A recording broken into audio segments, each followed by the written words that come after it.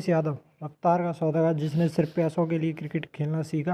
हार मत मानो, बस चलते जाओ। मोटिवेट करने वाला यह स्टेटमेंट सुनने में बहुत अच्छा लगता है, लेकिन असल ज़िंदगी में इस पर अमल कर पाना उतना ही मुश्किल है जितना कि नंगे पाँव लेकर आग पर चलना। मगर जो निराशा के बोझ तले भरोसे के नंगे पाँव लेकर हार की आग पर लगातार चलते हैं, वही तो एक रोज़ महान शख्सियत बनकर उभरते हैं। एक ऐसी शख्सियत जो छोटी छोटी गलियों से निकलकर दुनिया भर के बड़े बड़े स्टेडियमों में अपने नाम की धमक छोड़ती हैं। एक ऐसी शख्सियत जिसकी कहानी आने वाली पीढ़ियों को मिसाल की तरह सुनाई जाती है। वो मिसाल जो भारत के हर मोहल्ले में मौजूद है, लेकिन रोज़ इस भीड़ में से बड़े खिलाड़ी पैदा नहीं होते। एक ऐसे ही खिलाड़ी की कहानी छुपी है। वो खिलाड़ी जिसे भारत में हुए बेस्ट तेज गेंदबाजों में शुमार किया जाता है। वो खिलाड़ी जिसने नागपुर की कोयले की खदान से बाहर निकलकर देश का हीरा बनने का सम्मान हासिल किया। वो खिलाड़ी जिसने विरोधी टीम की आंखों में आंखें डालकर उनके दिलों में अपनी गेंदों का खौफ पैदा किया।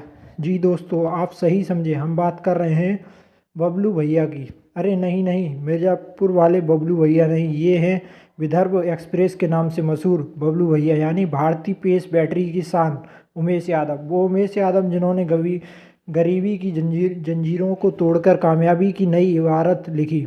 वो उमेश यादव जिनकी कहानी पर दुनिया ने जब फुल स्टॉप लगाया तब उन्होंने शानदार वापसी से सबका मुंह बंद कर दिया। वो हमेशा उमेश यादव जिनकी कहानी लेकर हाजिर हैं अपनी खास वीडियो में, unsung heroes of Indian cricket के आज से एक इस स्पेशल वीडियो में, जहां हम आपको बताएंगे किस तरह से नागपुर के एक छोटे से गांव से आने वाले उमेश यादव को उनके टूटते सपनों ने वहां पहुंचा दिया जहां पहुंचने की कल्पना शायद खुद उमेश यादव ने भी नहीं की होगी।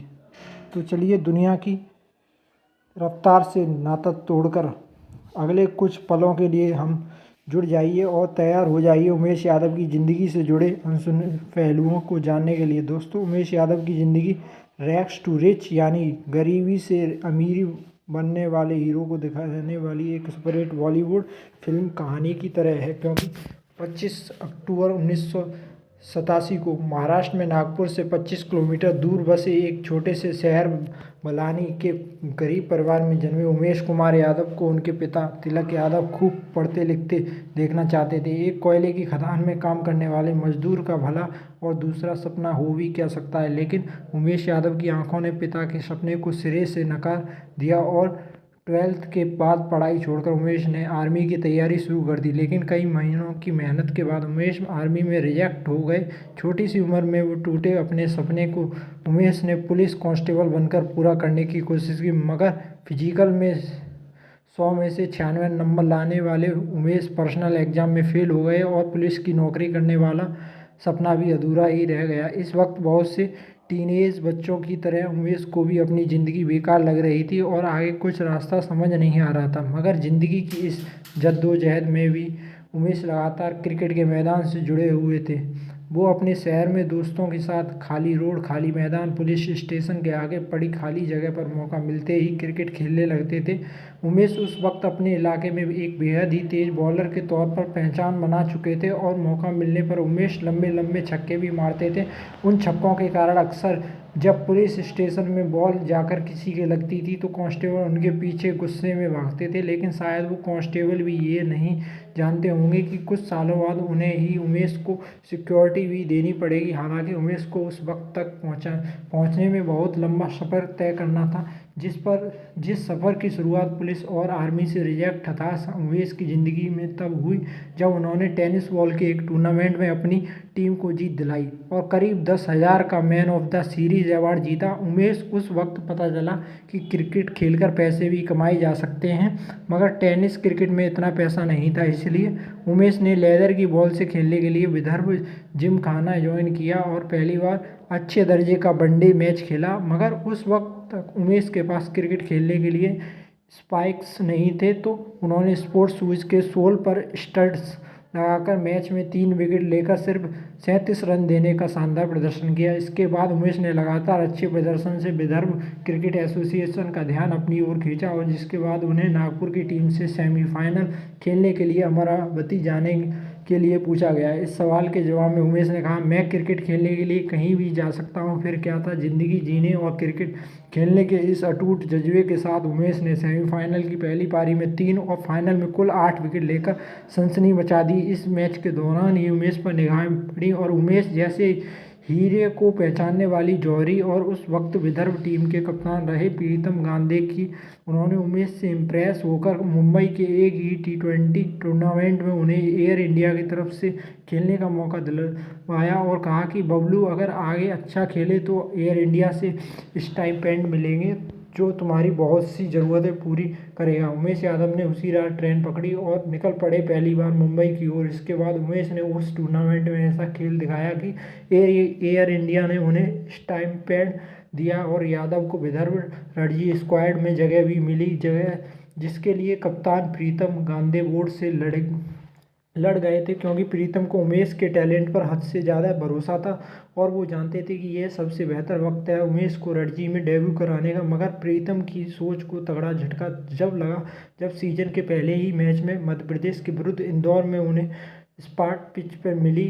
ऐसे में 2 पेसर्स से ज़्यादा के साथ मैदान पर उतरना बेवकूफ़ी था, लेकिन उस रोज़ प्रीतम गांधी उमेश के लिए सभी हदें पार कर गए और उन्होंने एक बैटर को बाहर कर अनुभवहीन उमेश को टीम में शामिल किया। और फिर क्या था, उमेश ने इस भरोसे को सही साबित करते हुए मैच की पहली पारी में 4 विकेट लिए। हालांकि मध्य प्रदेश वो मैच हार गया, लेकिन उन्हें उमेश यादव के रूप में एक चमकता हीरा मिल गया। वो हीरा जिसने अगले मैच में बंगाल के सामने 6 विकेट लेकर दिलीप ट्रॉफी के सेंट्रल जोन में जगह बनाई, जहां उन्होंने साउथ जोन के सामने द्रविड़, उत्तपा और लक्ष्मण जैसे बड़े विकेटों के साथ कुल 5 शिकार कर अपने टैलेंट की गूंज इंडियन सेलेक्टर्स तक पहुंचाई। उमेश की इस कमाल की परफॉर्मेंस का नतीजा यह रहा कि अगले साल ही उन्हें जिम्बाब्वे के विरुद्ध दौरे पर भारतीय टीम की जर्सी पहनने का मौका मिला। वो जर्सी जिसका सपना उमेश ने भले ही बचपन से ना देखा हो, मगर पैसों की चाहत में शुरू हुआ उमेश का क्रिकेट सफ़र एक वक्त बाद भारतीय जर्सी के लिए दीवानेपन में बदल गया था।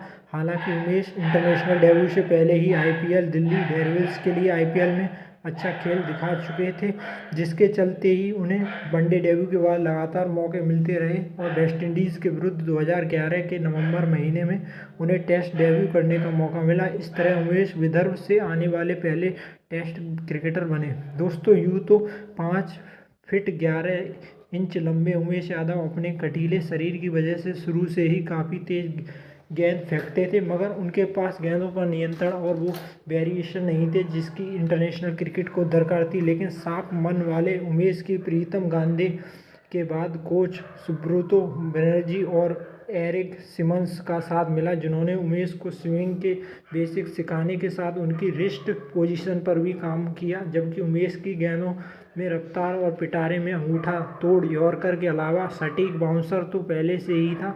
इस तरह इंटरनेशनल लेवल की कोचिंग ने उन्हें एक लीथल गेंदबाज बना दिया, एक ऐसा तेज गेंदबाज जिसके डेब्यू के बाद से ही इंडियन क्रिकेट काफ़ी एक्साइटेड था। मगर गुजरते वक्त के साथ अक्सर उमेश की फॉर्म और फिटनेस के चलते उनकी गेंदबाजी अक्सर फीकी नज़र आती थी, लेकिन उमेश तभी एक यादगार प्रदर्शन करते और सनसनी मचाते हुए अपनी वापसी का ऐलान करते हैं। फिर चाहे उनका 2013 चैंपियंस ट्रॉफी फाइनल का स्पेल हो, ऑस्ट्रेलिया के खिलाफ उन्हीं के घर में 2011 के एक टेस्ट में 5 विकेट लेने का कारनामा हो, वेस्टइंडीज़ के विरुद्ध सपाट पिच पर 10 विकेट लेने का करिश्मा हो, या फिर 2015 वर्ल्ड कप में 18 विकेट लेकर भारत का बेस्ट बॉलर बनने का जादू हो, उमेश ने कई मौक़ों पर खुद को एक बेहतरीन गेंदबाज साबित किया और जहीर, स्टेन मैकग्राथ जैसे कई उन दिग्गज खिलाड़ियों के भरोसे पर खरे उतरे और जो उमेश यादव को हमेशा से कंप्लीट और डेंजरस फास्ट बॉलर कहते हैं। हालांकि आज उमेश को टीम में मौका मिलने का नंबर बुमराह, भुवनेश्वर, ईशांत, शमी के बाद आता है, मगर जब भी उन्हें मौका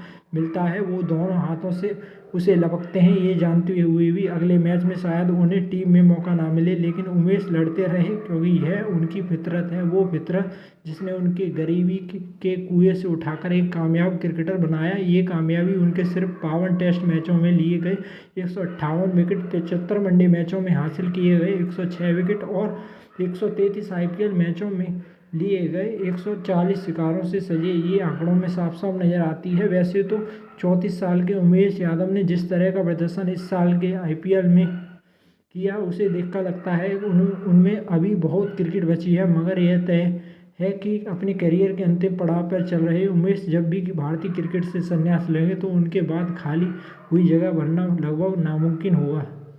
तो दोस्तों, भारतीय क्रिकेट की विदर्भ एक्सप्रेस यानी उमेश यादव की दिलचस्प कहानी में ही बस इतना ही। मिलते हैं अगले वीडियो में, तब तक के लिए धन्यवाद। अगर हमारी वीडियो अच्छी लगी हो तो वीडियो को लाइक कीजिएगा और चैनल को सब्सक्राइब कर लीजिएगा। दोस्तों, मिलते हैं अगली वीडियो में। नमस्कार।